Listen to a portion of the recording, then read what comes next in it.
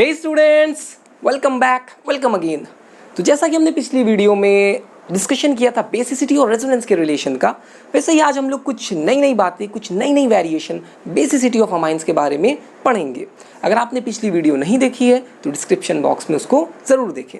अब इधर अगर आप आएंगे तो हमारे पास ये 3 अमाइंस हैं, प्राइमरी, सेकेंडरी और टर्शरी। अगर आपसे कहा जाए सर ज़रा इसमें ऑर्डर बताइए, क्या ऑर्डर होगा हमारा बेसिक स्ट्रेंथ का, तो आप इधर देखेंगे तो CH3 ग्रुप के बारे में आपको पहले भी बताया है कि सर ये प्लस आई इफेक्ट शो करेगा, या हम कह सकते हैं ये नेचर में इलेक्ट्रॉन डोनेटिंग ग्रुप होता है।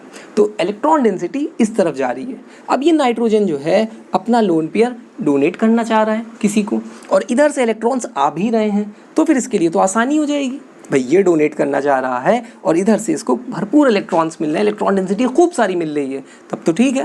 अगर आप इधर देखोगे तो यहाँ पर देखिए,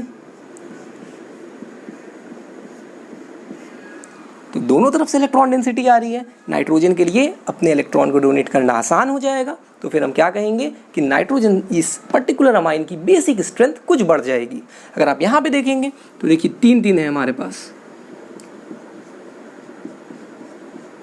तो इस केस में इंडक्टिव इफेक्ट ऑपरेट हो रहा है एक मिथाइल ग्रुप का, इस केस में 2 मिथाइल ग्रुप का इंडक्टिव इफेक्ट ऑपरेट हो रहा है, और इसमें 3 मिथाइल ग्रुप का इंडक्टिव इफेक्ट ऑपरेट हो रहा है। देयरफॉर हम ये कह सकते हैं कि ये जो 3 डिग्री वाला है हमारा, ये बढ़िया अमाइन बेसिक होगा, सबसे बेस्ट होगा ये। फिर ये जो 2 डिग्री वाला है ये इसके पीछे रहेगा, और सबसे आखिरी में आएगा हमारा 1 डिग्री वाला। तो चलिए ये बात तो हो गई, ये ऑर्डर भी हमारा आ गया। ये ऑर्डर एकदम सही चलता है जब तक आप बात करते हैं गैस फेज की। लेकिन जैसे ही आप आते हैं एक्वस सॉल्यूशन में, तो एक्वस सॉल्यूशन में ये ऑर्डर कुछ अपसाइड डाउन हो जाता है, कुछ अलग अलग वेरिएशंस आपको देखने को मिलेंगी। अगर आप बेसिक कैरेक्टर देखना चाह रहे हैं एक्वस सॉल्यूशन में, तो सर आपको सिर्फ इस इफेक्ट को, इस इंडक्टिव इफेक्ट को नहीं सोचना है। 2 और इफेक्ट्स हैं जो ऑपरेट होंगे, एक का नाम है स्टीरिक इफेक्ट, दूसरे का नाम है हाइड्रेशन इफेक्ट। तो चलिए पहले आपको बताते हैं स्टीरिक इफेक्ट क्या होता है। सपोज कीजिए कि इसको अपना लोन पेयर डोनेट करना है, और एक H+ आया यहाँ पे, एक आया यहाँ पे, और एक आया यहाँ पे। ये नाइट्रोजन डोनर है, ये एक्सेप्टर है, ये डोनर, एक्सेप्टर, डोनर, एक्सेप्टर। अब क्या होगा, इस हाइड्रोजन के लिए इस नाइट्रोजन को अप्रोच करना आसान है, क्योंकि इस तरफ CH3 है, CH3 का रिपल्जन होगा बिल्कुल इस H+ के ऊपर होगा, लेकिन अगर वो चाहे तो उस रिपल्जन को स्किप कर सकता है, इस डायरेक्शन की जगह इस डायरेक्शन से आ सकता है।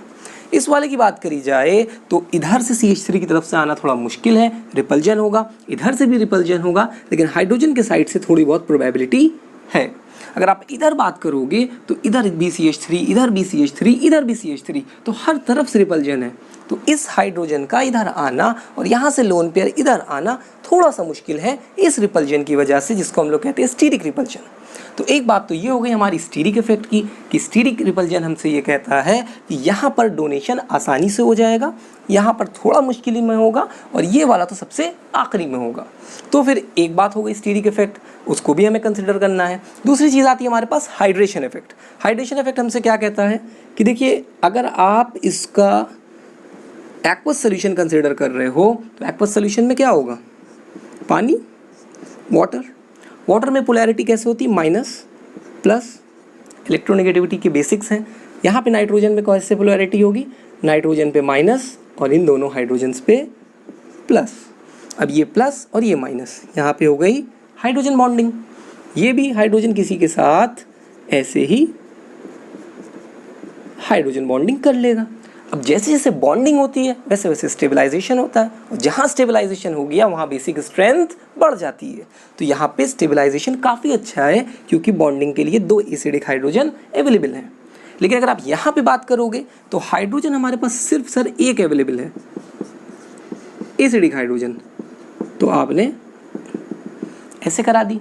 फिर उसके बाद अगर आप इधर देखोगे तो इधर तो यार एकदम ही मतलब एसिडिक हाइड्रोजन अवेलेबल नहीं है। थोड़ी बहुत हाइड्रोजन बॉन्डिंग इसमें भी होती है, लेकिन अगर आप एक्सटेंट की बात करोगे तो सबसे बढ़िया हाइड्रोजन बॉन्डिंग ये कर रहा है, सबसे बेहतरीन स्टेबलाइजेशन है। इधर अगर आप बात करेंगे तो इसमें भी मतलब भर की हो रही है, इसमें थोड़ा सा मुश्किल है या थोड़ी कम है। तो अब स्टीरिक इफेक्ट, हाइड्रेशन इफेक्ट, इन दोनों को कंसिडर किया जाए और प्लस आई इफेक्ट को भी हम कंसिडर करें तो फिर एक्वस सोल्यूशन में जो ऑर्डर आता है वो कुछ ऐसा है।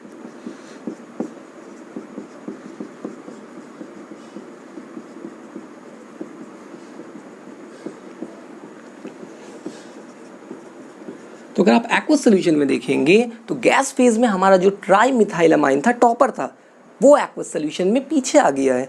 नाइट्रोजन नहीं डोनेट कर पा रहा है अपना lone pair because of steric repulsion and less hydrogen bonding, या ना के बराबर हाइड्रोजन बॉन्डिंग हो रही है। सर ये सबसे पीछे रह गया, किस इफेक्ट की वजह से? स्टीरिक इफेक्ट की वजह से और हाइड्रेशन इफेक्ट की वजह से। और ये जो हमारा 2 डिग्री वाला था जो यहाँ पे सेकंड नंबर पे था, ये टॉपर हो गया है और 1 डिग्री इसके जस्ट पीछे है। तो अगर आप इधर देखेंगे तो 2 डिग्री, 1 डिग्री, देन 3 डिग्री।